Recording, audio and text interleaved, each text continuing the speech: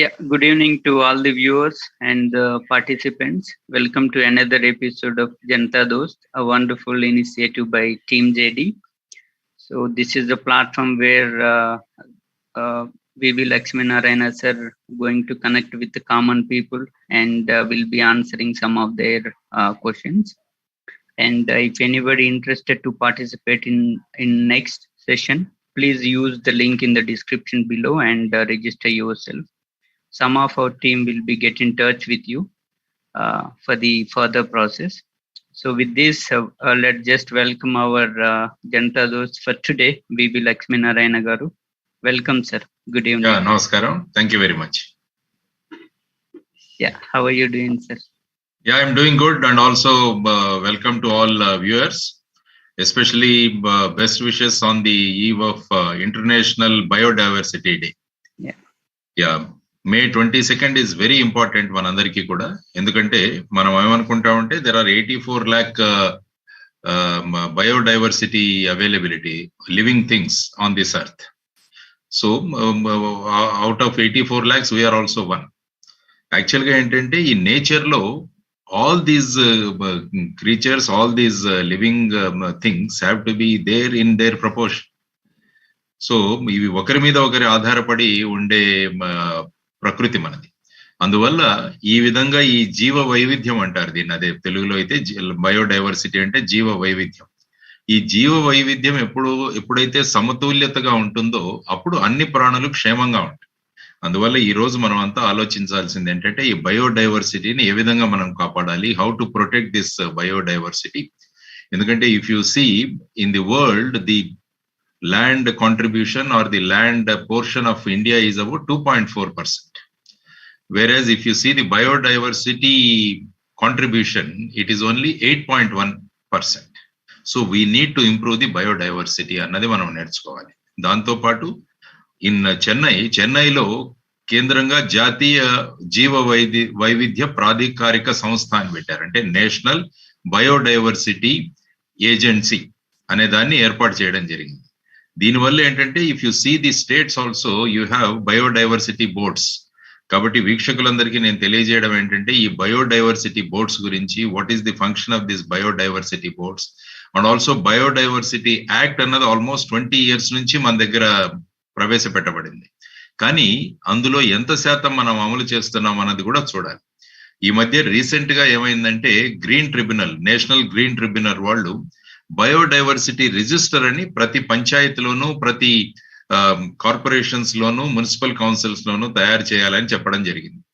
So ఈ biodiversity registers అన్నవి తయారయ్యావా లేదా అన్నది కూడా మనం చూడాల్సిన అవసరం. అంటే బయోడైవర్సిటీ రిజిస్టర్స్ లో ఏముంటుందంటే whatever is the biodiversity availability in that area, and also what are the different crops in that area, what is the various cattle in that area, and also various animals which are there in the area, ఇవన్నీ కలిపి ఒక register తయారు చేయాలి. ఆ register ని బట్టి మన దగ్గర ఏదైనా ఎండేంజర్డ్ స్పెషీస్ ఉంటే వాటిని ప్రొటెక్ట్ చేయాలి అన్నది ప్రధానంగా ఈ బయోడైవర్సిటీ రిజిస్టర్స్ యొక్క importance. So on this day of international biodiversity day I request all of you to get your self acquainted with the importance of biodiversity, జీవ వైవిధ్యం యొక్క ప్రాముఖ్యత, ఆ తర్వాత జీవ వైవిధ్యాన్ని మనం ఎలా కాపాడాలి అన్నది చాలా ప్రధానమైన ఉద్దేశం. కాబట్టి మీ అందరికీ ఈరోజు once again international biodiversity day సందర్భంగా మీ అందరికీ శుభాకాంక్షలు తెలియజేస్తూ మరి మన బాధ్యత ఏంటన్నది కూడా తెలుసుకోవాలి. ఇంకొక ముఖ్యమైన న్యూస్ మనకేంటంటే ఈ వరల్డ్ బాక్సింగ్ ఛాంపియన్ లో మన తెలంగాణ అమ్మాయి నిఖిత్ జరీన్ 52 kilo వెయిట్ లో తను వరల్డ్ ఛాంపియన్ గా మారింది. So this is also very important. ఈ రోజు చాలా పేపర్స్ లో, నిన్నటి పేపర్స్ లో ఆ అమ్మాయి ఇంటర్వ్యూ వచ్చింది. ఆ ఇంటర్వ్యూ ముఖ్యంగా చదవాల్సిన అవసరం ఉంది. ఎందుకంటే 2017వ సంవత్సరంలో ఆ అమ్మాయిది యాక్చువల్ గా ఈ జాయింట్ ఒకటి డిస్లొకేట్ అయింది, అయినా కూడా సర్జరీ జరిగింది. ఇవన్నీ జరిగినా కూడా ఎంతో పట్టుదలతో with lot of confidence and with lot of concentration she could become a world champion. కాబట్టి నిఖిత్ జరీన్ నుంచి మనం చాలా నేర్చుకోవాల్సిన అంశాలు చాలా ఉన్నాయి. కాబట్టి వాటన్నిటి మీద కూడా ముఖ్యంగా మన యువతరం, మన పిల్లలు ఆ అమ్మాయి ఇంటర్వ్యూ చదివి మోటివేట్ అయ్యి they also should get motivated అన్నది ప్రధానంగా. అదేవిధంగా మన మెన్స్ బ్యాడ్మింటన్ టీం కూడా ఈసారి థామస్ కప్ అన్నది మన భారతదేశం హిస్టరీలోనే వాళ్ళు గెలుచుకున్నారు. కాబట్టి కిడింబి శ్రీకాంత్ తర్వాత మిగతా వాళ్ళ జట్టు సభ్యులందరికీ కూడా మన తరపున వారికి కూడా అభినందనలు తెలియజేద్దాం. భారతదేశం యొక్క విజయ పరంపరలో వాళ్ళ రోల్ ఏదైతే ఉందో దాన్ని కూడా మనం అందరం కూడా మెచ్చుకుంటూ, ముఖ్యంగా గేమ్స్ అండ్ స్పోర్ట్స్ అన్నది మన జీవితంలో ఎంత ఇంపార్టెంట్ అన్న దాని గురించి కూడా మనం మాట్లాడుకోవాల్సిన అవసరం. Okay, please carry on Ravishankar గారు. Yeah, thank you, sir. So first we'll go ahead with Harshita. Harshita, please unmute yourself and speak with sir. Sir, namaste, sir. Namaste, sir. Harshita garu. Sir, I'm Harshita. I'm from Tamil Nadu. Okay, very nice meeting you, Harshita. Nice meeting you too, sir. Sir, I'm preparing for UPSC Civil Service examination. I could make out because there are India map I could see behind you. Yeah, good. Yeah. Sir, I'm aspiring to become an IPS officer like you. Wonderful. Yeah, great. That's nice sir, to know. Sir, yes, sir. Currently, our world is facing many challenges like the COVID-19, financial losses, the climate change, and the current Sri Lankan crisis. And Yes. if you look on the other side, it is the Russian-Ukraine conflict, which is equally affecting all the countries. Sir, currently in India, if you look, there is a huge importance should be given to the custodial criminal justice system, Yes. where custodial tortures are happening day by day in huge cases. Yeah. So, sir, I'm always passionate, becoming IPS officer and to deal such kind of situations in real life. And I'll be looking forward to get some suggestions from you. Like if I become an officer tomorrow, you'll be guiding me today. I hope, sir. Mm-hmm. Yeah. Yes, sir. Sir, police officers generally they're regarded as the saviors of citizens. Actually, they should concern about the people's problems and work accordingly. I feel that, sir. Sir, if we, we are all aware of this movie called Jai Bhim, sir, casted by actor Surya. Yes. So in that movie, which is very much relatable to this recent incident that had happened in Tamil Nadu. Yes. The father and son, they were beaten to death in a Yes. police custody. So, and there is a web series called Criminal Justice, sir. I watched it. So that is so heartbreaking. The custodial tortures that are happening across the globe, it is very much disturbing, sir. Actually, sir, Tamil Nadu, I've collected this data. Tamil Nadu in the southern India, it is topmost recorded state in terms of custodial deaths, sir. So I just want to know what is the root cause for this problem and where does the fault lies? Whether in the reforms, actually our committee members, they're working on reforms, and how far it should work for a better reforms in the police. And sir, what do you say on this, sir? Yeah. Thank you very much, Harshita, for your inquisitiveness and also your concern about the rule of law and also about the importance of criminal justice system and also the various elements in the criminal justice system which are supposed to do their work.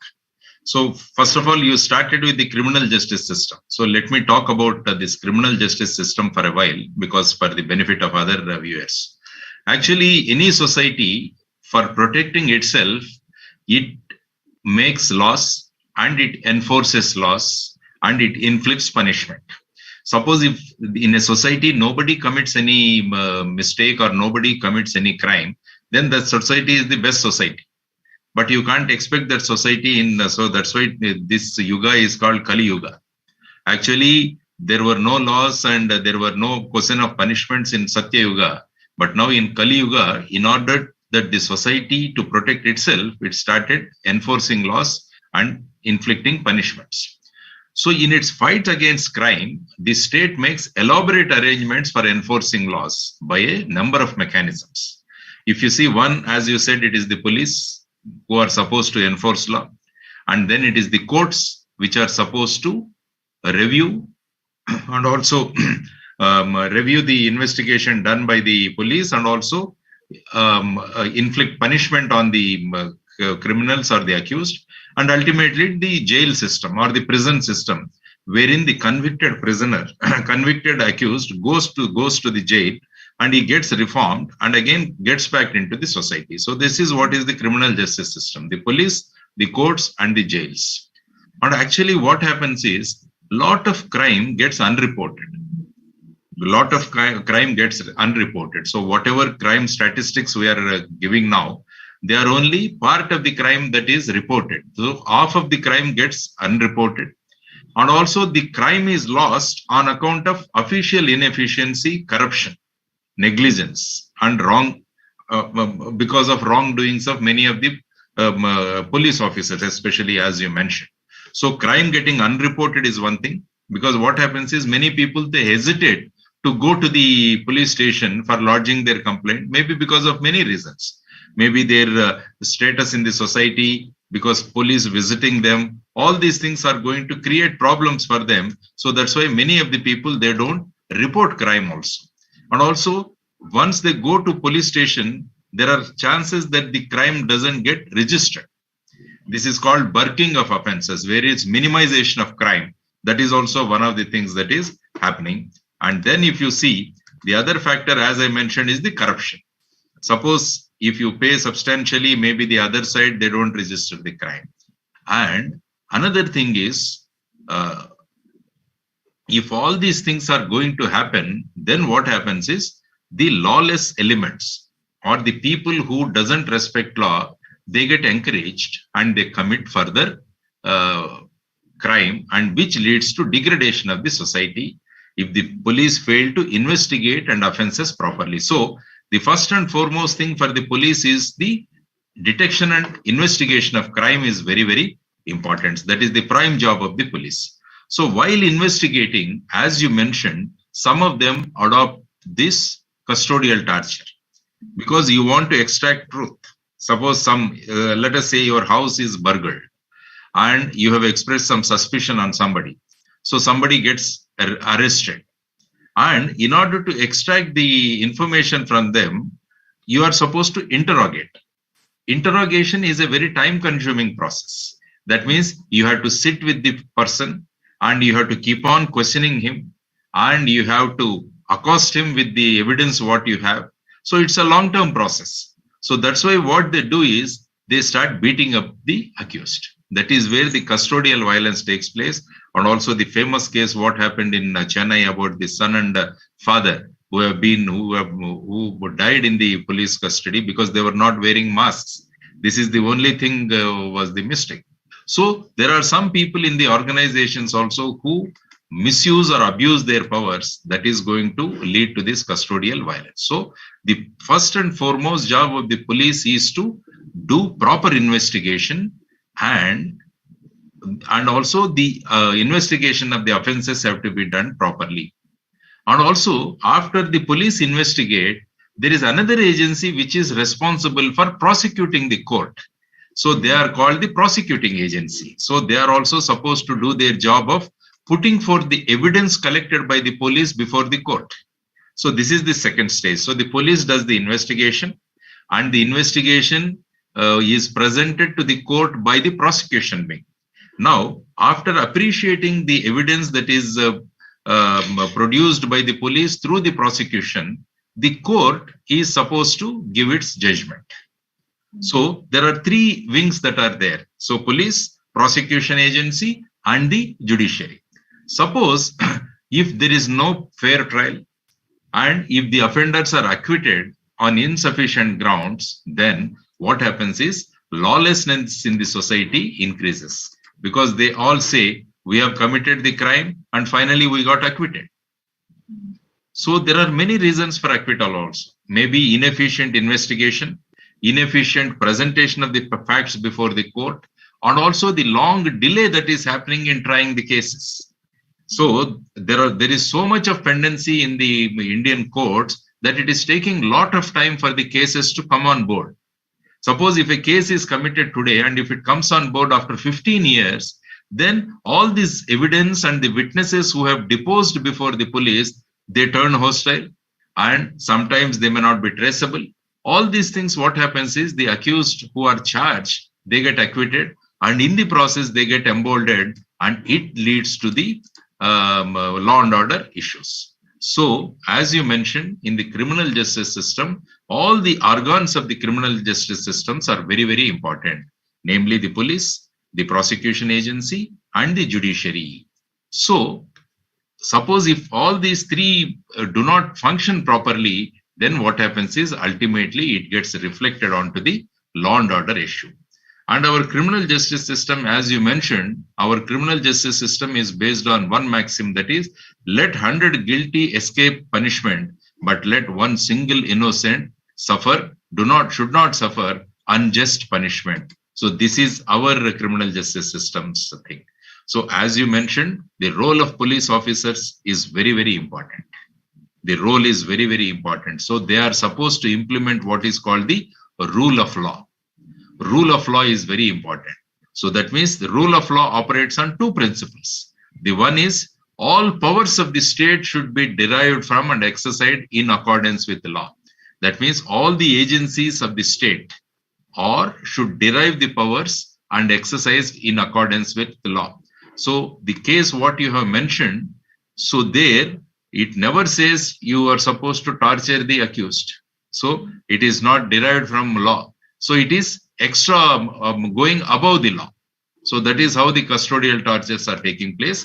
And the second principle in the rule of law is that law itself, law should be certain, law should be non-discriminate, and it must uphold the dignity of the man as an individual. So these are the two basic principles of rule of law. So what we need to implement the rule of law is efficient, fearless, and independent judiciary is important. At the same time, you need equally fearless, but also an honest body of public servants capable and willing to carry out the best of the law. So the role of police officers, as you mentioned, and also you are aspiring to become a police officer, the rule of law is very, very important, and you have to enforce it, and it should be non-discriminatory. I mean, if somebody does the crime, it should be applicable equally. If a rich man does something, your treatment should not be different, and if a poor man does, it should not be different. So the rule of law should be enforced. So that's why Fidel Castro said, if you want development, you need peace. If you want peace, you need justice. If justice has to prevail, rule of law has to prevail. If rule of law has to prevail, you need efficient police officers. So for development of a state, efficient police officers are very much required. So if people get confidence and if people feel that there is justice, then only the development of the area takes place. Suppose if the law and order of the area is not good, nobody is going to come for investment in your state or anywhere. So that's why the utmost priority is given to the law and order, and also that is possible only with efficient officers. So I hope definitely you will get through your civil services examination and you will don the uniform and you will bring pride to the uniform. You will bring pride to the uniform. That's why I always keep telling policemen, don't feel proud of your uniforms, let your uniforms feel proud of you. So that is what is the thing I advise. So all the best, Harshita, and hope you will do great wonders. And very soon we'll be looking forward for the UPSC results to see your name, because a lot of girls are also coming. This year, the topper, I think she is a girl, and she is allotted to Tamil Nadu cadre only. Okay. Yeah. Yes. Right. So thank you so much, sir, for your wishes. Sir, I would like to ask another question. Yeah, please. Sir, let's suppose, imagine, like, if a prisoner who is, he was innocent, he was released after 20 or some 25 years. Okay. So what happens is that person, he undergoes mental trauma, number one, and number two, his youth life is completely shattered, and number three is importantly, his family reputation is gone. So who is responsible for all this, sir? Who will? Yeah, the responsibility is the circumstances which made him to commit that crime is very important. I mean, what made that person to commit a crime which made him to be in the jail for 25 years? So it is ultimately the society, the value system in the society, the type of bonding what you have in the society. Suppose if the society becomes intolerant, for each and everything, people try to take law into their hands. So a lot of tolerance has to be improved in the society, and also a lot of spirituality also should be there in the society. Spirituality is seeing God in each and every individual. If somebody sees God in other individual, he will not kill him. He will not do any injustice to him. He will not cheat him.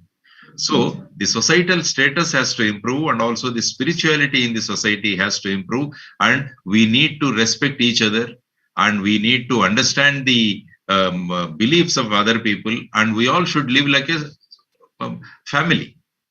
That is where once we start living like a family, irrespective of our differences, then what happens is the crime also reduces.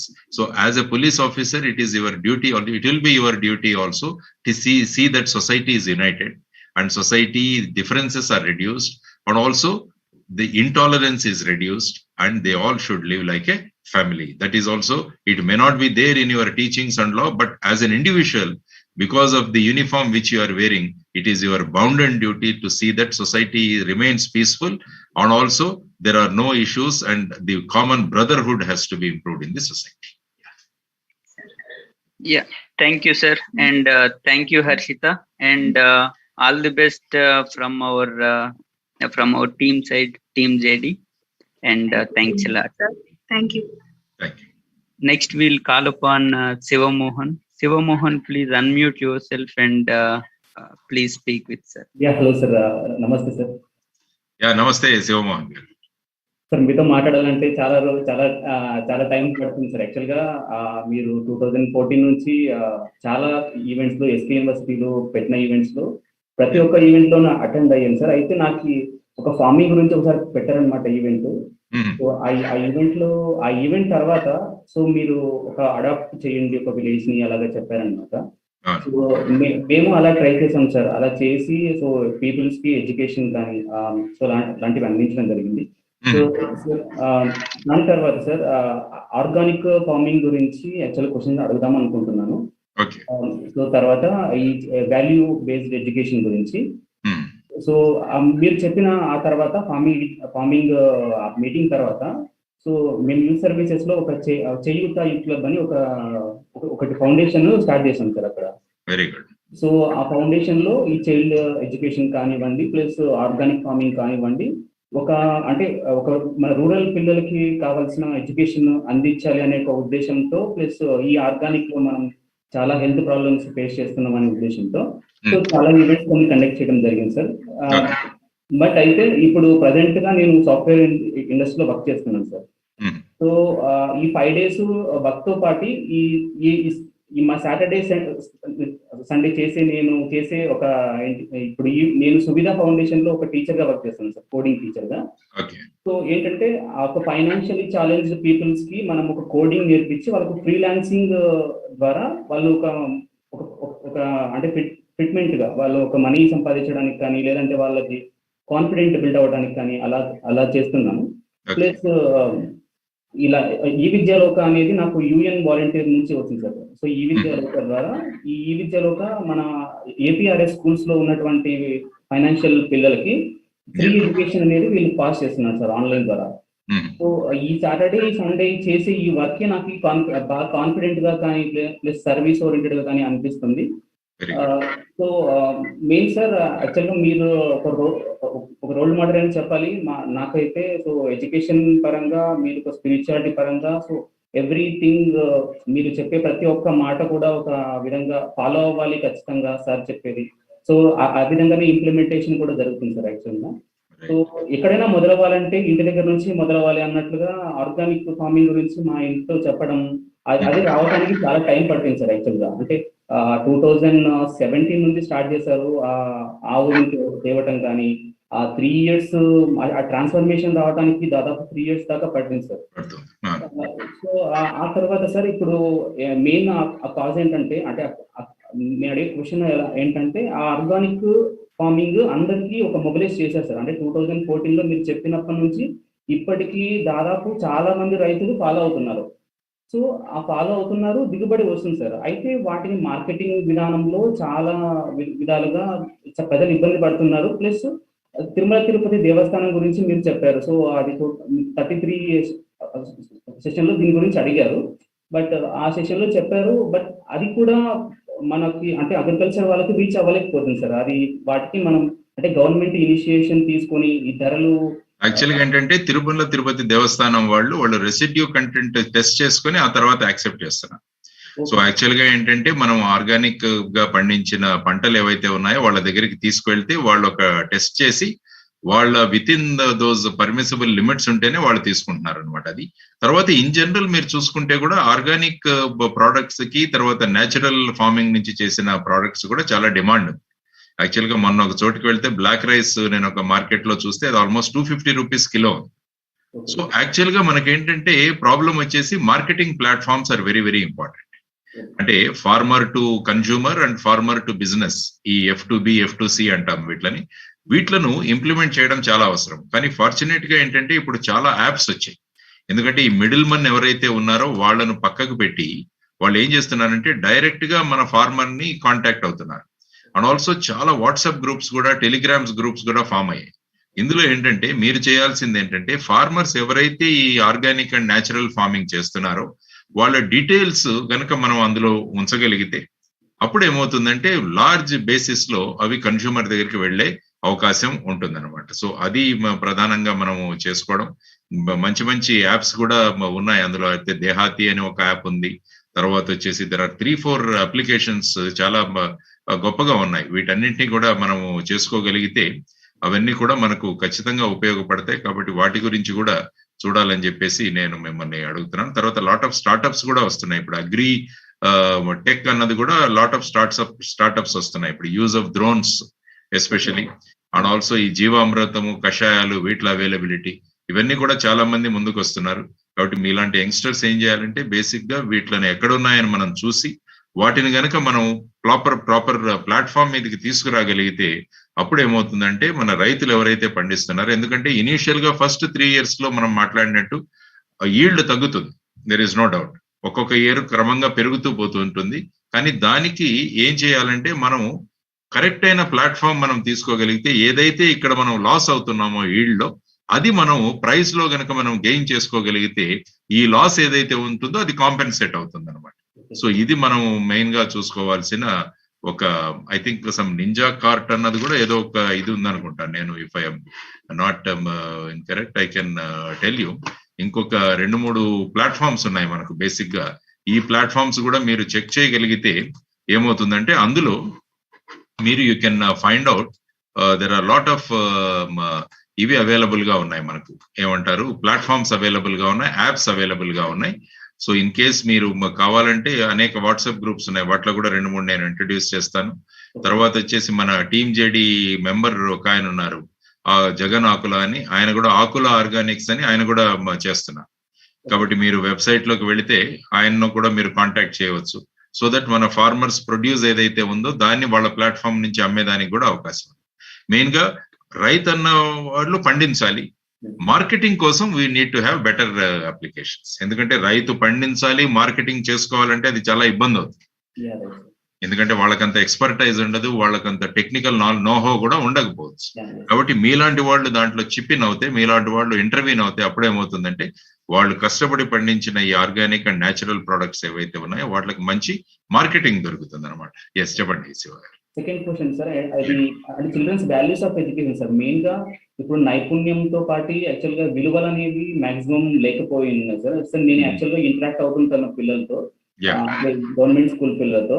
So మనం ఏ విధంగా inject చేయాలి వాళ్ళు ethics కానీ, అంటే ఉన్న time ఒక 1 hour ఉంటుంది sir. So ఆ 1 hour లో ఏ విధంగా చెప్తే వాళ్ళకి ఈ యొక్క ఫౌండేషన్, అంటే వాళ్ళకి ఒక ఫౌండేషన్ లోనే వాళ్ళకి ఎథిక్స్ కానీ వాల్యూస్ కానీ అలాంటివి డెవలప్ అవ్వడానికి ఛాన్స్ ఉంది, వాటి గురించి చెప్పండి.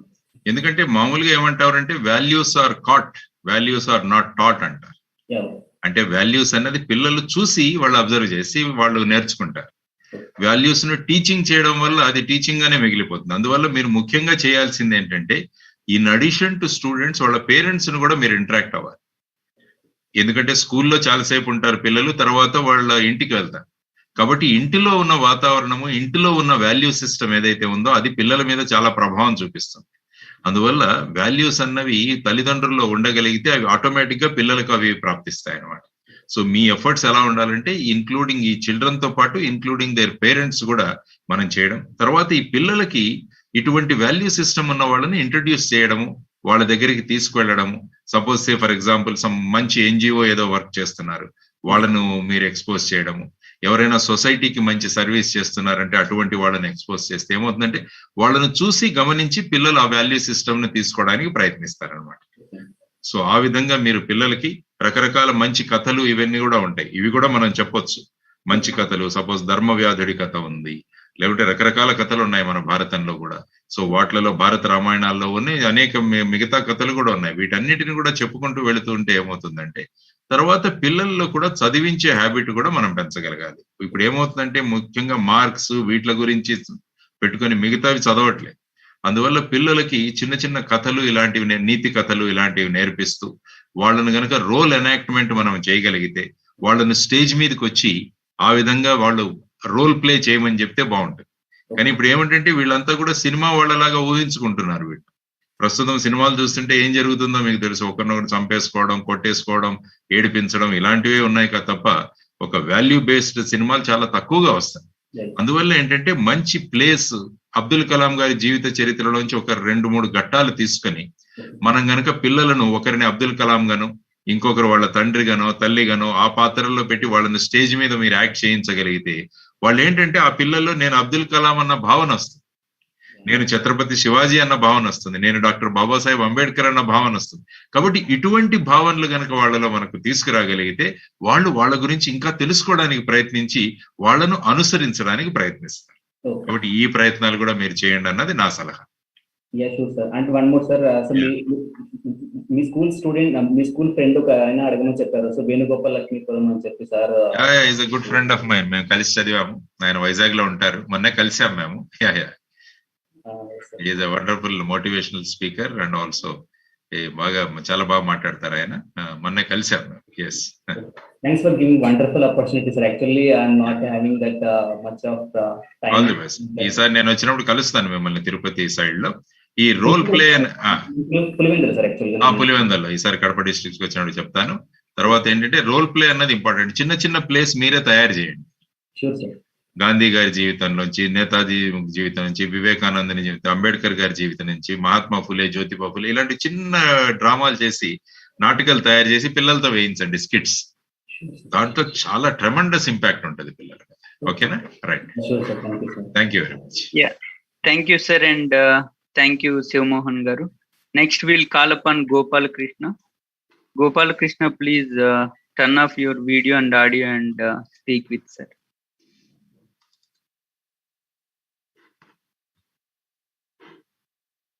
Okay, it seems like he left the session, sir. Okay, చూడండి, ఏదైనా maybe some problem. Yeah, maybe he might have some issues. ఎవరైనా కాంటాక్ట్ చేయమండి, మన వాళ్ళు ఎవరైనా. Yeah, okay sir. Next we'll call upon Sai Kaushik. Sai Kaushik garu, please unmute yourself and speak with sir. Sir శుభ సాయంత్రం sir. Yes, చెప్పండి. నమస్కారం sir, నేను అనంతపురం జిల్లా నుంచి మాట్లాడుతున్నాను సార్. అది ఇప్పుడు కొత్తగా 1 minute sir. Yeah, sorry to interrupt, Kaushik. Can you please keep your device proper? I mean, you are too close to the device. Okay sir. Yeah, now it's better. Now it is clear sir, I think so. Yeah, please go ahead. Yes sir. చెప్పండి sir, నేను agriculture department లో ఇప్పుడు కొత్తగా సచివాలయం.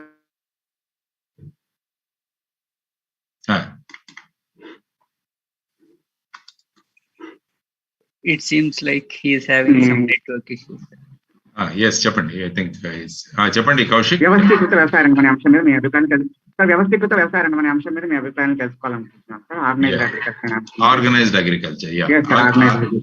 ఎందుకంటే విద్యని, తర్వాత వైద్యాన్ని మనము మిశ్రమ ఎకానమిక్ సిస్టమ్ లో కూడా అందిస్తున్నాం సార్ ప్రజలకు. అయినప్పటికీ వ్యవసాయాన్ని పూర్తి స్థాయిలో మనము ఆర్గనైజ్డ్ వేలో తీసుకెళ్ళలేకపోతున్నామని.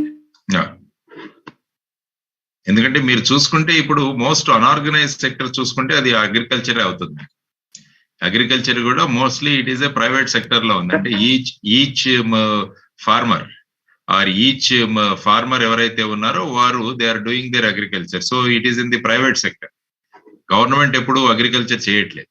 So it is mostly it is a private sector and also it is unorganised sector. కాబట్టి ఎవరి ఫార్మర్ తన ఫార్మ్ ఉంది, తను ఏం పండించాలో తన డిసిషన్ తీసుకుంటాడు, తర్వాత తను మార్కెటింగ్ ఎలా చేయాలో తనది. దానివల్ల ఈ అన్ఆర్గనైజ్ సెక్టర్ లో ఉండడం వల్ల ఏమవుతుందంటే farmers are finding it very difficult to market their products. కాబట్టి ఇప్పుడు మనం ఏమనుకుంటున్నామంటే వీళ్ళందరినీ ఆర్గనైజ్ చేయాలి అన్నది చాలా ఇంపార్టెంట్ అయిన విషయం. How to organise the farmers. అందుకనే ఏం చేస్తున్నామంటే రీసెంట్ గా మీరు చూసుకుంటే ది ఫార్మర్ ప్రొడ్యూసర్ ఆర్గనైజేషన్స్ అన్నవి ప్రధానంగా మనకు వచ్చాయి. ఫార్మర్ ప్రొడ్యూసర్ ఆర్గనైజేషన్స్ అంటే కనీసం 300 మంది ఫార్మర్స్ ని ఒక ప్లాట్ఫామ్ మీద మనం తీసుకురాగలిగితే వాళ్ళందరికీ సరియైన సలహాలు ఇవ్వచ్చు. తర్వాత వచ్చేసి వాళ్ళకు వచ్చే ఇన్పుట్ కాస్ట్ ఏదైతే ఉందో దాన్ని కూడా తగ్గించవచ్చు. ఆ తర్వాత వాళ్ళ క్రాప్ లో ఏదైనా ప్రాబ్లమ్స్ వచ్చినా కూడా, ఇన్సూరెన్స్ ఇష్యూ వచ్చిన తర్వాత వాటన్నిటిని కూడా డీల్ చేయడానికి, ఎందుకంటే సంఘటితంగా ఉన్నప్పుడు శక్తి ఉంటుంది. ఎప్పటికైనా మనిషి ఆర్గనైజేషన్ లో సంఘటితంగా ఉన్నప్పుడు చాలా శక్తి ఉంటుంది. అందువల్ల ఈ ఫార్మర్స్ అందరినీ ఒక ఆర్గనైజేషన్ గా తీసుకురావడం అన్నది చాలా ముఖ్యమైన విషయం. ఇంతకు ముందు మన దగ్గర కోఆపరేటివ్స్ ఉండేవి, తర్వాత కోఆపరేటివ్ అసోసియేషన్స్ ఉండేవి. ఇప్పుడు యాక్చువల్ గా మీరు మిల్క్ సెక్టర్ చూసుకుంటే it is more or less organised. Milk sector చూసుకుంటే it is more or less organised. ఎందుకంటే వాళ్ళ కలెక్షన్ ఏజెంట్స్ ఉంటారు విలేజెస్ లో, వాళ్ళ దగ్గర ఉన్న మిల్క్ వచ్చి కలెక్షన్ ఏజెంట్స్ తీసుకుంటారు. ఆ తర్వాత ఆ ప్రాసెసింగ్ అన్నది ఒక ఆర్గనైజ్డ్ వేగా జరుగుతుంది. తర్వాత వాళ్ళకు రావాల్సిన పేమెంట్స్ కూడా రెగ్యులర్ గా మేబీ 1 వీక్ టైంలో అవి పడిపోతుంది. కాబట్టి milk is a milk production and milk consumption, milk procurement is an organise sector గా మారింది. ఎందుకంటే అది అమూల్ నుంచి స్టార్ట్ అయింది. యాక్చువల్ గా మీరు చూస్తే డాక్టర్ వర్గీస్ కురియన్ గారి నుంచి ఈ ఆర్గనైజ్డ్ సెక్టర్ లో మనం ఇది తీసుకొచ్చాము. ఐ థింక్ గోపాల్ కృష్ణ గారు, I think you should keep it in mute అండి. I think there is some disturbance. మీ దగ్గరే వస్తుందా? Okay, no problem. Yeah, so మీరేం చేస్తారంటే మ్యూట్ లో పెట్టుకోండి, మీరు మాట్లాడినప్పుడు అన్మ్యూట్ చేయండి, అది that will be better. Yeah, okay, right. So ఇప్పుడు కౌశిక్ గారు మీరు చెప్పేటంటే మిల్క్ సెక్టర్ లో it is more or less and organised గా మనం మార్చగలిగాం. అదే విధంగా మనం వ్యవసాయ రంగంలో కూడా ఆర్గనైజ్డ్ సెక్టర్ గా మార్చగలిగితే, అందుకని FPOs are very very important. Next ఏంటంటే clusters is also very important. ఇప్పుడు గవర్నమెంట్ ఏం చేస్తుండదంటే కొన్ని ప్రాంతాలు ఒక పంటకు క్లస్టర్ గా తయారు చేస్తారు. కాబట్టి ఈ క్లస్టర్ లో అందరూ కూడా ఒకే రకమైన పంట పండిస్తారు. అప్పుడు ఏమవుతుందంటే వాళ్ళందరూ కూడా ఆర్గనైజ్డ్ గా ఒకరి యొక్క సలహాలు, సంప్రదింపులు ఇవన్నీ తీసుకోవడం కూడా ఈజీ అవుతుంది. ఫర్ ఎగ్జాంపుల్ మనం అన్ఆర్గనైజ్డ్ లో ఏమవుతుందంటే ఒకరు వెజిటబుల్స్ వేస్తారు, ఒకరు వరి వేస్తారు, ఇంకొకరు పామ్ ఆయిల్ వేస్తారు. ఈ విధంగా ఏమవుతుందంటే అక్కడ క్లస్టర్ బేసిస్ గా ఉండడం వల్ల వీళ్ళందరినీ ఒకే ప్లాట్ఫామ్ మీద తీసుకురావడం చాలా ఇబ్బంది అవుతుంది. అందువల్ల ఏంటంటే ముఖ్యంగా మీరు, I think you are from Anantapur district.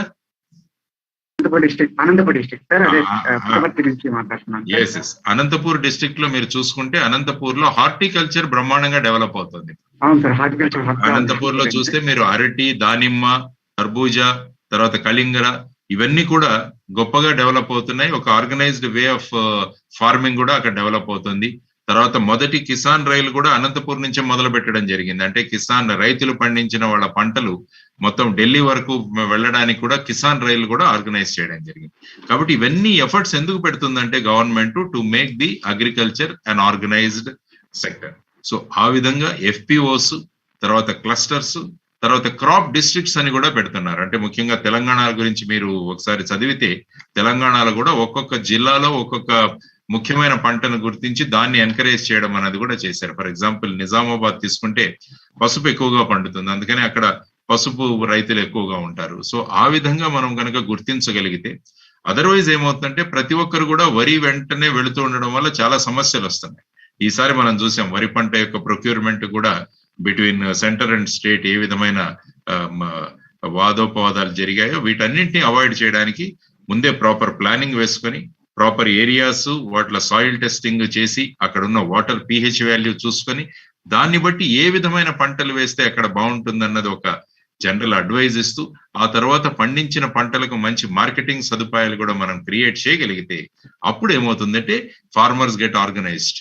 అప్పుడు ఆర్గనైజ్డ్ అగ్రికల్చర్ మీద ఏదైతే అంటున్నారో అది. ఎందుకంటే అమెరికాలో ఇలాంటి వాటిలో చూస్తుంటే వాళ్ళు 1000 ఎకరాలు చాలా కొద్ది మంది చేస్తారు. అందువల్ల ఇట్ ఈస్ ఆర్గనైజ్డ్. కానీ మన భారతదేశంలో అది కుదరదు, ఎందుకంటే మనం అన్ని చిన్న చిన్న కమతాలు ఉన్నాయి కాబట్టి వీళ్ళందరినీ ఒక ప్లాట్ఫామ్ మీద తీసుకురావడం అన్నది చాలా ప్రధానమైన అంశం. కాబట్టి ఫార్మర్ ప్రొడ్యూసర్ ఆర్గనైజేషన్స్ అన్నవి they are going to play a very very important role. Yes Ravishankar garu, I think some issues అండి. I think sir argument sir sir వినపడుతుందా సార్? ప్లీజ్ కౌశిక్ మాట్లాడుతున్నారు. కౌశిక్ మీరు ఏం చేస్తారంటే మీ వీడియోని మీరు వీడియో పెట్టకండి, ఎందుకంటే ఐ థింక్ బ్యాండ్ విడ్త్ తక్కువ ఉంది అక్కడ. సో వీడియో చేయకుండా ఆడియో మాట్లాడండి మీరు. ఓకే సార్, నేను అగ్రికల్చర్ అసిస్టెంట్ గా వర్క్ చేస్తున్నాను సార్ ఆర్బికేల్ లో. ఇప్పుడు ప్రెసెంట్ గవర్నమెంట్ ఏర్పాటు చేసిన ఆర్బికేల్ లో వర్క్ చేస్తున్నాను సార్. ఓకే. మీరు ఆదరణ వ్యవసాయ క్షేత్రానికి వచ్చినప్పుడు కూడా చర్చాగోష్ఠిలో ఇదే విషయమే అడిగి ఉన్నాను సార్. ఓకే. బట్ ఇప్పుడు ఎఫ్పిసిస్ సక్సెస్ రేట్ కానీ ఎఫ్పిఓస్ కానీ ఎఫ్పిసిస్ రన్నింగ్ రేట్ కానీ తక్కువ ఉంది సార్ మా జిల్లాలో. అంటే కారణం ఏంటంటే రైతుల్లో కూడా రాజకీయ పార్టీలుగా విడిపోయి ఉన్నారు. అవును సార్. రైతుల్లో సంఘటిత తత్వం అన్నది తగ్గిపోయింది, ఎందుకంటే రైతులు కూడా వర్గవారీలుగా మేము ఈ పార్టీ వాళ్ళమని చేయడం వల్ల ఆ ఎఫ్పిఓలు తయారు చేయడంలో చాలా ఇబ్బందిగా ఉంది. అందువల్ల ఏంటంటే నేను ఎప్పుడు చెప్తుంటాను, మీరు రైతులుగా ఉన్నంత వరకు వ్యవసాయం గురించి మాట్లాడుకోండి, సాయంత్రం పొలాల నుంచి వెనక్కి వచ్చేసిన తర్వాత మీరు ఏ పార్టీ కావాలంటే ఆ పార్టీని సపోర్ట్ చేసుకోండి. కానీ వ్యవసాయం చేస్తున్నంత వరకు మీరు ఒక ప్లాట్ఫామ్ మీద రండి అన్నది మనం చెప్తున్నాం. కాబట్టి మీ రోల్ చాలా ఇంపార్టెంట్ ఇందులో. మీరు ఏ విధంగా అగ్రికల్చరల్ అసిస్టెంట్ గా మీరు ఉన్నారో, మీరు వెళ్ళి వాళ్ళతో కూర్చొని వాళ్ళను కన్విన్స్ చేసి, ముఖ్యంగా వాళ్ళ సాయిల్ టెస్టింగ్ చేసుకోవడం కానీ, తర్వాత pH వాల్యూ తీసుకోవడం కానీ, మైక్రో న్యూట్రియంట్స్ ఏ విధంగా మనం పొలాల్లో వేయాలి అన్నది కానీ, అదర్వైజ్ ఏంటంటే ఈసారి 6 కట్టలు వేసాం, ఈసారి 8 కట్టలు వేయాలి వచ్చే సంవత్సరం అని వాళ్ళు డిసైడ్ చేసుకుంటారు. యాక్చువల్ గా రిక్వైర్మెంట్ ఉండదు, అన్నెసరీగా వాళ్ళ ఇన్పుట్ కాస్ట్ కూడా పెరిగిపోతుంది. కాబట్టి ఇప్పుడు ఏవైతే రైతు భరోసా కేంద్రాలని 10,700 దాకా వచ్చాయి మన రాష్ట్రంలో, ఆంధ్రప్రదేశ్ లో. కాబట్టి మీ role is very very important. వీళ్ళనందరినీ సంఘటితం చేయడానికి మీ భూమిక చాలా ప్రాధాన్యమైనదని నేను చెప్తాను.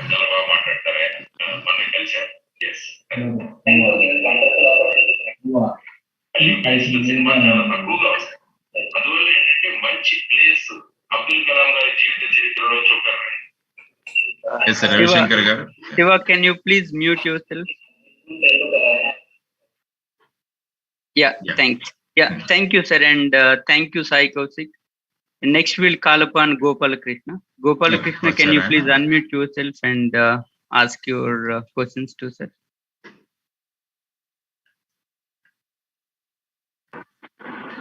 సార్ నమస్తే సార్, గుడ్ ఈవినింగ్. నమస్తే గోపాలకృష్ణ గారు. సార్ నమస్తే సార్. నమస్కారం సార్. నేను ఒక సాధారణ కుటుంబం, మధ్యతరగతి కుటుంబం, ఒక రైతుని సార్. 10th క్లాస్ వరకు చదువుకున్నాను. ఓకే అండి. మా నాన్నగారికి నేను ఒక్కడిని అబ్బాయిని, అయితే ఫార్మింగ్ చేసుకుంటా ఉంటాను. అయితే దీంట్లో ఖాళీ టైంలో గ్రామంలో జరిగే కొన్ని అవినీతి అక్రమాలపైన ఇన్ఫర్మేషన్ యాక్ట్ ద్వారా సమాచారం తీస్తూ కలెక్టర్ వాళ్ళకి, సంబంధిత అధికారులకి ఇట్లా ఫార్వర్డ్ చేసి వాటిపైన పోరాడుతూ ఉంటాను. ఈ క్రమంలో ఈ డిసెంబర్ 2021 డిసెంబర్ నెలలో నా పైన 2 కేసులు, తప్పుడు కేసులు నమోదు చేయించారు. ఊర్లో రాజకీయ నాయకులు అయితేనేమి, ప్లస్ ఆ కేసులు పెట్టిన వారు వారి స్వలాభం కోసం మరియు రాజకీయ నాయకులతో కలిసి రాజకీయ నాయకుల స్వలాభం కోసం ఇద్దరు కలిసి ఒక 2 తప్పుడు కేసులు పెట్టించారు. ఈ కేసుల పైన నన్ను పోలీసు వారు చాలా హరాస్మెంట్ చేశారు. చేసి నీ మీద ఒక రౌడీ షీట్ ఓపెన్ చేస్తున్నాము, నువ్వు ఒక రౌడీవి, అసలు ఎటువంటి ఇన్వెస్టిగేషన్ కూడా చేయకుండా వాళ్ళు చార్జ్ షీట్ కూడా వేసేసారు. అక్కడ లేని వాళ్ళను కూడా సాక్షులుగా సృష్టించారు. సృష్టించి వీళ్ళే సాక్షులు ఉన్నట్టుగా, అసలు వాళ్ళకి అక్కడ జరిగిన సమస్యకి ఎటువంటి సంబంధం లేదు. ఆ సాక్షులుగా ఉన్నది కూడా ఎవరైతే పొలిటికల్ గా ఇన్వాల్వ్ అయ్యి వాళ్ళ అక్రమాల మీద నేను పోరాడుతున్నానో వాళ్ళనే సాక్షులుగా పెట్టారు. అందులో మీరు మీ మీద ప్రధానంగా వాళ్ళు కేసులు పెట్టడానికి కారణం మీరు ఏదైనా ఇన్ఫర్మేషన్ ఇట్లాంటిది అడిగారా ఏమన్నా? అవును సార్, అదే సార్. సమాచార హక్కు చట్టం ద్వారా సమాచారం అడుగుతూ వీళ్ళు చేసే అవినీతులను ప్రశ్నిస్తున్నాననే ఇది మీద వీళ్ళు చేశారు సార్. మీరు స్పందన కార్యక్రమంలో వెళ్ళారా? ఎస్పీ గారికి ఈ ఫ్యాక్ట్స్ ఏమన్నా చెప్పడానికి కానీ? ఎస్పీ గారి దగ్గరికి వెళ్ళాం సార్. వెళ్ళి చెప్పాము, వివరం చెప్పిన తర్వాత వాళ్ళు డిఎస్పీ గారికి ఫార్వర్డింగ్ చేశారు. ఓకే, ఎంక్వైరీ చేయండి దీనిపైన పూర్తిగాని. ఆ డిఎస్పీ గారు కూడా ఏదో నామకే వస్తుగా ఎస్ఐ గారికి ముందు ఎస్ఐ గారికి ఫోన్ చేసి ఏంటి అవి అని చెప్తే, లేదు సార్ అతను ఆ ఎస్ఐ గారు ఏం చెప్పారంటే, అతను ఒక ఇది సార్ అంతా ఇట్లాంటివి చేస్తుంటాడు అని చెప్పేసి అతను డిఎస్పీ గారికి చెప్పారు. సరే అండి మీరు వెళ్ళండి, మేము ఇన్వెస్టిగేషన్ చేస్తామని చెప్పేసి అతను ఎస్పీ వాళ్ళకి కూడా ఇలాగే ఎస్ఐ గారు ఏదైతే చెప్పారో అదే డిఎస్పీ గారు కూడా ఎస్పీ వాళ్ళకి పంపించేశారు. ఇలా జరుగుతుంది సార్. దీనిపైన ఎట్లా ముందుకెళ్ళాలి? ఒక తప్పుడు కేసులు పెట్టి నా మీద తప్పుడు నిందలు వేసి చాలా హరాస్మెంట్ చేసి నన్ను, నా కుటుంబాన్ని ఇట్లా చేసి చాలా ఇబ్బందులకు గురి చేస్తున్నారు. ఈ పోలీసులు చేసే వాటికి వేరే ప్రత్యామ్నాయాలు లాంటివి ఏమి లేవా? వాళ్ళు చేసింది ఫైనలా? పోలీస్ చేసింది ఏమి ఫైనల్ కాదు. ఎందుకంటే పోలీస్ చేసే ప్రతి ఒక్కటి కూడా జడ్జి గారికి సబ్మిట్ చేస్తారు. వాళ్ళు మేబీ ఛార్జ్ షీట్ కానీ, వాళ్ళు అరెస్ట్ చేసిన తర్వాత మిమ్మల్ని ప్రొడ్యూస్ చేయడం కానీ, ఇవన్నీ కూడా కోర్టు దగ్గరికి వెళ్తుంటాయి. కాబట్టి ఏంటంటే మెజారిటీ ఇవి ఏవైతే ఉన్నాయో వాటన్నిటికీ మీరు ప్రస్తుతానికి మ్యూట్ లో పెట్టుకోండి. మీరు మాట్లాడేటప్పుడు అన్మ్యూట్ చేయండి, ఎందుకంటే డిస్టర్బెన్స్ తగ్గుతుంది. సో అప్పుడు ఏమవుతుందంటే మెయిన్ గా పోలీస్ చేసేది వాళ్ళ ఇన్వెస్టిగేషన్. ఆ ఇన్వెస్టిగేషన్ సక్రమంగా చేయకుంటే అది కోర్టు ద్వారా మనం దానికి ఉపశమనాన్ని పొందవచ్చు అన్నది మనకు తెలుసు. ముఖ్యంగా ఏంటంటే మీరు అన్నట్టు ఈ రైట్ టు ఇన్ఫర్మేషన్ యాక్ట్ ఏదైతే తీసుకురావడం జరిగిందో 2005వ సంవత్సరంలో, అది ప్రధానంగా మనకు పారదర్శక పెంచాలి, అవినీతి తగ్గించాలి అని చెప్పేసి తీసుకొచ్చిన రైట్ టు ఇన్ఫర్మేషన్ యాక్ట్. దాని ద్వారా ప్రజాస్వామ్య విలువలు పెరగాలి. కానీ చాలా చోట్ల ఏం జరుగుతుందంటే ఈ రైట్ టు ఇన్ఫర్మేషన్ యాక్టివిస్ట్ ఎవరైతే ఉన్నారో వారిని చాలా మంది వాళ్ళ మీద దాడులు, వాళ్ళ మీద మీరు అన్నట్టు కేసులు, ఇలాంటివన్నీ భారతదేశంలో చూసుకుంటే అరౌండ్ 300 సంఘటనలు జరిగాయి. 51 మర్డర్లు జరిగాయని నేను ఎక్కడో విన్నాను. కొంతమంది సూసైడ్ కూడా చేసుకున్నారు. దీనివల్ల ఏంటంటే ఈ దాడులు ఏవైతే ఉన్నాయో వాళ్ళ వల్ల ఏమవుతుందంటే ప్రజాస్వామ్యం పలచబడుతుంది. తర్వాత ఏంటంటే అసహనం పెరిగిపోతుంది. మీరు ఇన్ఫర్మేషన్ అడిగే కొద్దీ ఎవరైతే తప్పు చేసి ఉంటారో వాళ్ళు అసహనం పెరిగిపోయి మీ మీద ఏ విధంగా మిమ్మల్ని డిస్కరేజ్ చేయాలని చెప్పేసి, ఏ విధంగా మిమ్మల్ని నిరుత్సాహపరచాలని కూడా వాళ్ళు ప్రయత్నిస్తుంటారు. ఇది రైట్ టు ఇన్ఫర్మేషన్ యాక్ట్ గురించి చేసే యాక్టివిస్టులకు ప్రధానంగా ఈ సమస్యలు ఉన్నది. మీరు చెప్పినట్టు కరెక్టే. తర్వాత ఏంటంటే మీరు హరాస్ చేస్తున్నారు, బ్లాక్మెయిల్ చేస్తున్నారని మీ మీద తప్పుడు కేసులు కూడా బుక్ చేయడం జరుగుతోంది. కాబట్టి వీటన్నిటి గురించి మనం చేయాల్సిన ముఖ్యమైన విషయం ఏంటంటే ఈ పోరాటం చేస్తున్నప్పుడు ఎక్కడో ఒక చోట ఈ విధమైన ప్రతీకారం మనకు ఎదురవుతుంది. ఎందుకంటే మనల్ని డైరెక్ట్ గా వాళ్ళు ఏమి యాక్సెప్ట్ చేయరు. ఎందుకంటే మీరు వాళ్ళ భాగవతాలను బయట పెట్టడానికి మీరు రైట్ టు ఇన్ఫర్మేషన్ యాక్ట్, సమాచార హక్కు అన్నదాన్ని ఒక ఆయుధంగా వాడుకొని మీరు ప్రజాస్వామ్యంలో పారదర్శకత తీసుకురావడానికి ప్రయత్నిస్తున్నారు. సో ఆ విధంగా చేస్తున్న మీకు ఈ విధంగా ఏదైతే ఈ 2 కేసులు మీ మీద పెట్టడం జరిగిందన్నారు, ఇప్పుడు మీరు ఏం చేయాలంటే ఇమీడియట్ గా ఈ కేసుల సందర్భంగా మీకు ఏ విధంగా ఇందులో అన్యాయం జరిగిందని చెప్పేసి అక్కడ జ్యుడిషియల్ మేజిస్ట్రేట్ ఎవరి దగ్గరికైతే ఈ కేసులు పంపించుంటారో వాళ్ళ దగ్గరికి మీరు మీ రిప్రజెంటేషన్ ఇచ్చి మీరు దీన్ని ఏ విధంగా ఆ కేసులు కొట్టించేసుకోవాలన్నది కూడా మీరు చూసుకోవాల్సిన ప్రధాన అంశం. అంటే ఈ కేసులు పెట్టినవి తప్పు, ఆ కేసుల్లో మీ మీద పెట్టిన ఎవిడెన్స్ ఏదైతే ఉందో అది కూడా కరెక్ట్ కాదని చెప్పేసి మీ వాదనలు కోర్టులో వినిపించాల్సిన అవసరం కూడా ఉంది. ఇదంతా ఏమంటారంటే దీన్ని ఆక్యుపేషనల్ హజార్డ్ అంటాం మనం. అంటే మనం ఒక వృత్తిని సిన్సియర్ గా చేస్తున్నప్పుడు ఇవన్నీ కూడా ప్రత్యర్థులు మన మీద దాడి చేస్తుంటారు. ఫర్ ఎగ్జాంపుల్ మనం పోలీసు విభాగంలో ఉన్నప్పుడు అనేక మంది మన మీద for example take my case, ఒక అక్యూజ్ ను పట్టుకోవడానికి వెళ్తే వాళ్ళు ఫైర్ చేశారు. సో ఫైర్ చేసినప్పుడు మన డ్యూటీ మనం చేయాలి. కాబట్టి ఈ విధంగా ఏదైతే రైట్ టు ఇన్ఫర్మేషన్ యాక్ట్, ఎందుకంటే ఈ వీక్షకుల్లో చాలా మంది రైట్ టు ఇన్ఫర్మేషన్ యాక్ట్ కూడా ఉపయోగిస్తుంటారు కాబట్టి వాళ్ళకు కూడా నేను చెప్పేది ఏంటంటే ఈ రైట్ టు ఇన్ఫర్మేషన్ యాక్ట్ అన్నది ఒక వండర్ఫుల్ వెపన్, ఒక మంచి శస్త్రం చేతిలో, దాన్ని సక్రమంగా ఉపయోగించుకోవాలి. ఆ తరువాత మన మీద ఈ విధమైన ఫాల్స్ కేసులు కానీ ఇవి పెట్టినప్పుడు సంబంధిత అధికారులు, ఫర్ ఎగ్జాంపుల్ మన డిస్ట్రిక్ట్ ఎస్పీ గారు కానీ కలెక్టర్ గారు కానీ వాళ్ళ దగ్గర స్పందన కార్యక్రమంలో వెళ్ళి మన రిప్రజెంటేషన్స్ మనం పెట్టుకోవచ్చు. ఆ తర్వాత కోర్టులలో కూడా మనం వాదించాల్సిన అవసరం ఉంది. యాక్చువల్ గా రైట్ టు ఇన్ఫర్మేషన్ యాక్ట్ లో కూడా ఈ విధంగా రైట్ టు ఇన్ఫర్మేషన్ యాక్ట్ కోసం పనిచేస్తున్న వాళ్ళకి స్పెషల్ ప్రొటెక్షన్ ఇవ్వడం కూడా చాలా అవసరం. ఇది కూడా ఒక మూమెంట్ తీసుకురావాల్సిన అవసరం ఉంది. తర్వాత యాక్చువల్ గా మీరు రైట్ టు ఇన్ఫర్మేషన్ యాక్ట్ లో సెక్షన్ 4(1) చూస్తే అదేం చెబుతుందంటే గవర్నమెంటే ఇన్ఫర్మేషన్ ని డిస్క్లోజ్ చేయాలి. ఫర్ ఎగ్జాంపుల్ గవర్నమెంట్ ఈ రోజు ఎన్ని బిల్లులు రిలీజ్ చేసింది, ఆ బిల్లులకు ఏ విధంగా నోటింగ్ అయింది, ఎవరి బిల్లులు రిలీజ్ చేశారు, ఇవన్నీ కూడా గవర్నమెంట్ గనక సిస్టమ్ లో పెట్టగలిగితే అప్పుడు రైట్ టు ఇన్ఫర్మేషన్ యాక్ట్ లో వెళ్ళి మళ్ళా అడగాల్సిన ప్రశ్న కూడా ఉండదు.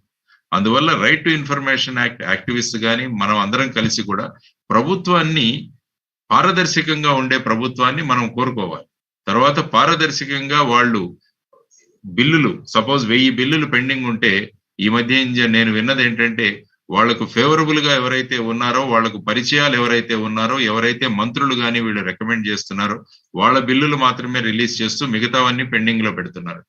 కాబట్టి గవర్నమెంట్లు పారదర్శకతను పెంచాలంటే వాళ్ళు ఏ బిల్లులు రిలీజ్ చేశారు, దానికి క్రైటీరియా ఏంటి అన్నది కనుక వాళ్ళు చెప్పగలిగితే అప్పుడు ఏమవుతుందంటే మళ్ళా మీలాంటి వాళ్ళు వెళ్ళి రైట్ టు ఇన్ఫర్మేషన్ యాక్ట్ లో ఈ ఇన్ఫర్మేషన్ అడగాల్సిన అవసరం లేదు. అందువల్ల ఈ రైట్ టు ఇన్ఫర్మేషన్ యాక్ట్ అన్న దాంట్లో ఈ ముఖ్యంగా సెక్షన్ 4(1) దాని గురించి ప్రొయాక్టివ్ డిస్క్లోజర్ అంటారు. దీన్ని ప్రొయాక్టివ్ డిస్క్లోజర్ అంటే గవర్నమెంట్ తమకు తామే తమ దగ్గర ఉన్న ఇన్ఫర్మేషన్ ను ప్రజలకు తెలియజేయడం. కాబట్టి అటువంటి గవర్నమెంట్ లో మనం ఎన్నుకోవాలి అన్నది మనం ప్రధానంగా గమనించాలి. కాబట్టి మీ విషయాలు హరికృష్ణ గారు మీరు ఏదైతే ఉన్నారో మేబీ ప్రోగ్రామ్ తర్వాత కానీ రేపు కానీ వీటి కేసుల గురించి నాకు స్పెసిఫిక్ గా చెప్పగలిగితే నేను ఆ కేసుల్లో ఏ విధంగా మీరు ముందుకు వెళ్ళాలన్నది కూడా I will try to inform you. Right. Yes Ravishankar గారు. Thank you, sir, and thank you, Gopal Krishna. Okay, next we'll call upon Narendra. So, yeah, sir, it seems he has left the session. Some network issues ఉన్నట్టున్నాయి ఈ రోజు కూడా చాలా మంది వీటిలలో network issues వచ్చాయి. So చూసుకోవాలి మన సైడ్ వస్తుందా లేకుంటే నా నెట్వర్క్, నేను వైఫై లో ఉన్నాను కాబట్టి నాది బాగానే ఉందని అనిపిస్తుంది నాకు. వీళ్ళు ఐ థింక్ ఫోన్ డేటా నుంచి వస్తున్నారు కాబట్టి అక్కడ వీడియో ఆడియో రెండు కంబైన్డ్ గా కలిపి it is posing a problem. Yes, sir. We will invite Narendra for the next session, sir. Next session లో మీరు పిలవండి. Right. Thank you, sir, and thanks for all the participants for your valuable questions and your time. So we'll meet you in the next session. Yeah, thank you very much to the team Join for Development and Meeru Ravishankar garu, తర్వాత జగన్ మురారి, ప్రియాంక, తర్వాత వచ్చేసి జయరాజ్, నవీన్, వీరందరికీ కూడా నేను అపర్ణ వీరందరికీ కూడా అభినందన తెలియజేస్తూ ముఖ్యంగా మనం ఒక రెడీ రెకనర్ ఒకటి తీసుకొస్తున్నాం. రెడీ రెకనర్ ఆఫ్ రైట్స్ అన్నవి RRR అన్నది మనం తీసుకొస్తున్నాం అనమాట. Ready reckoner of rights. ఎందుకంటే చాలా మందికి కొన్ని సంఘటనల్లో అప్పుడు ఎవరైనా మంచి సలహా ఇస్తే బాగుంటుంది కదా అనిపిస్తుంది. కాబట్టి ఆ సలహాలు మనం నిత్య జీవితంలో డైలీ లైఫ్ లో ఎదుర్కొంటున్న అనేక విషయాలు ఏవైతే ఉన్నాయో, ఫర్ ఎగ్జాంపుల్ ఇప్పుడు ఈయన అడిగినట్టు రైట్ టు ఇన్ఫర్మేషన్ కానీ ఇటువంటి వాటిలలో సపోజ్ సమ్ హరాస్మెంట్ కానీ మేబీ ఒక మున్సిపల్ కార్పొరేషన్ తో కానీ ఏదైనా సమస్య, వీటన్నిటినీ కలిపి ఒక రెడీ రెకనర్ గా ఒకటి తయారు చేస్తాం. కాబట్టి ఈ జనతా దోస్త్ లో పార్టిసిపేట్ చేస్తున్న వీక్షకులందరికీ my sincere request is that ఎలాంటి విషయాలు మీరు తెలుసుకోవాలనుకుంటున్నారన్నది మా దీంట్లో ఫౌండేషన్ ఈమెయిల్ కానీ ఫౌండేషన్ వాట్సాప్ నంబర్ కానీ పంపించగలిగితే ఏమవుతుందంటే దట్ విల్ బి యూస్ఫుల్. ఎందుకంటే ఆల్రెడీ ఒక 150 క్వశ్చన్స్ మేము కలెక్ట్ చేసాము. అందులో 150 క్వశ్చన్స్ కలెక్ట్ చేసి ఆల్రెడీ వాటికి ఇన్ఫర్మేషన్ అది మేము తయారు చేస్తున్నాం. ఇంకా మీరు ఏదైనా క్వశ్చన్స్ కానీ ఇలాంటివి మీరు తెలుసుకోవాలనుకుంటే వాటి గురించి మీరు చెప్పగలిగితే that will be very very useful. దీనికి సంబంధించిన ఒక వీడియో కూడా పెడుతున్నాం. మాకు మీరు కాంటాక్ట్ చేయవలసిన ఈమెయిల్ ఐడి ఏంటంటే JD Foundation Hyderabad, JDFOUNDATIONHYD@gmail.com. దానికి మీరు మెయిల్ పంపించిన ఆర్ వాట్సాప్ నంబర్ వచ్చేసి 9581933369 9581933369. దీనికి మీరు మెసేజ్ పెట్టినా లేకుంటే ఆడియో మీరు రికార్డ్ చేసి మాకు ఆడియో పంపించినా కూడా, అంటే చాలా మందికి టైప్ చేయడం కష్టంగా ఉండొచ్చు, వాళ్ళు ఆడియో రికార్డ్ చేసి ఆడియో ఫైల్ కూడా మాకు పంపిస్తే వీటిలన్నింటినీ కూడా ఇన్కార్పొరేట్ చేయడానికి ప్రయత్నిస్తాం. సపోజ్ మీ ఇంటి దగ్గర మున్సిపల్ ఈ మ్యాన్ హోల్ ఉంది, అది సరిగా వర్క్ చేయట్లేదు, ఎలా మేము ఎవరికి కంప్లైంట్ చేయాలి? సపోజ్ ఆఫీస్ లో ఎవరో మీ రిలేటివ్ వర్క్ చేస్తున్నారు, వాళ్ళకి ఆఫీస్ లో హరాస్మెంట్ జరుగుతోంది, ఇలాంటి రకరకాల ప్రశ్నలు ఏవైతే ఉన్నాయో, మా రేషన్ కార్డు ఏ విధంగా రిజిస్టర్ చేసుకోవాలి, ఇటువంటి ప్రశ్నలు మేము ఏవైతే ఉంటాయో వాటన్నింటినీ కనుక మీరు పంపించగలిగితే వాటికి సమాధానాలు ఒక రెడీ రెకనర్ లాగా పంపించే ప్రయత్నం చేస్తాం. కాబట్టి అది కూడా టీమ్ జాయిన్ ఫర్ డెవలప్మెంట్ నుంచి చేస్తున్న ఒక ప్రయత్నం. తర్వాత వచ్చేసి వాలంటీర్స్ గా జాయిన్ అవ్వాల్సిన వాళ్ళందరికీ కూడా మన వెబ్సైట్ కి వెళ్ళి ఆర్ ఈ నేను చెప్పిన మెయిల్ కానీ పంపిస్తే వాళ్ళని కన్సర్న్డ్ ప్లేసెస్ లో మనం వాలంటీర్స్ గా తీసుకుందామని తెలియజేస్తున్నాం. So thank you very much Ravishankar గారు and also team join for development for making another Janata dose programme eventful. Thank you very much. Namaste. Yeah, thank you, sir. And Siva, yeah, you can contact us. Maybe we will get in touch with you. We have your contact details. Then we can move forward how we can, include you in the programs. Thank you. Yeah, thank you, sir. And thanks.